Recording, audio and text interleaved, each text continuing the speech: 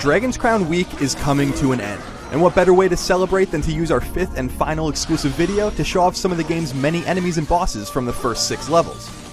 Perhaps the most common enemy in Dragon's Crown is the Goblin, a little green creature with a wooden shield and dull sword. These guys are fodder for your party and are commonly found from the beginning of the game right on through the early stages. Their bigger friends, the Orcs, however, are a bit more challenging, but still not too bad. Spiders are common enemies too, and you'll almost always know that they're coming before you actually see them, since their webs are all over the places they inhabit. Bats are also fairly common, and in Castlevania-like fashion, they'll simply fly on screen and keep on going, though they're a bit more intelligent.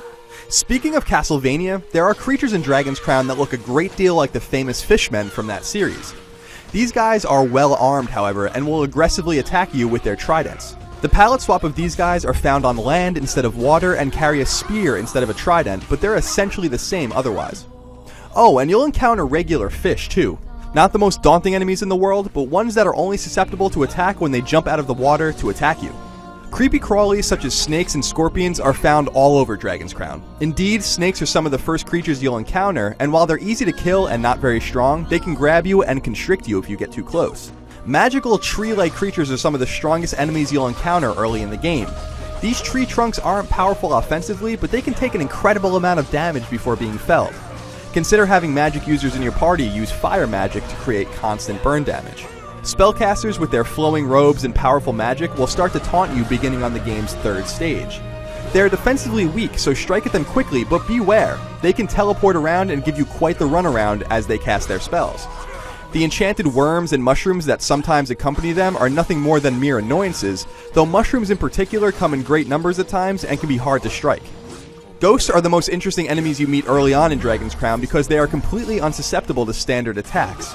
To harm them, you need to either use magical attacks, fire specifically, or have one of your melee brawlers pick up a torch and use that to harm them.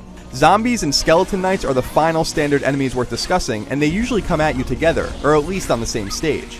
Zombies are typically easy to kill in games, and they are in Dragon's Crown too, but there's a catch. Zombie blood is poisonous, so you need to get in and out and kill them quickly without getting any of it on you.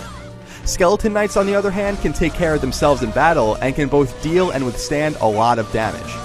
Frustratingly, they crumble when you attack them too hard, but that doesn't necessarily mean they're dead. They'll reform before long, so be careful. And how about some bosses? The game's first boss is the Harpy, a beautifully drawn creature that is both airborne and ground-based. She can grab characters and violently toss them, swipe with her talons, and quickly swoop across the screen, causing damage to all members of your party. The game's second boss, the Wyvern, is a dragon-like creature that can withstand a lot of attacks as it plans assaults of its own. The thing to remember in this battle is that the Wyvern can call backup to help him in the form of lesser dragon creatures. The Doom Beetle is one of the most interesting foes early on in the game. The Doom Beetle constantly jumps around the stage in an attempt to squish you and your party, and he can use his pincers to cause a lot of pain. He also causes cocoons to show up that hatch Doom Beetles if you don't take care of them. The 4th stage's boss, on the other hand, is the Minotaur, a fairly straightforward, bulky, and powerful enemy that likes to charge and swing his axe. The 5th and 6th stages in Dragon's Crown are both populated by bosses that are in fact part of a larger group. Stage 5 pits you against a slew of vampires who can appear and disappear, fly in the air, and attack from above and from the ground. The pirates of the 6th stage rely on sheer numbers to overwhelm you, swinging their swords while withstanding a hell of a lot of damage before falling. Dragon's Crown comes exclusively to PlayStation 3 and PlayStation Vita this August. For more on the game in between now and then, keep it tuned to IGN.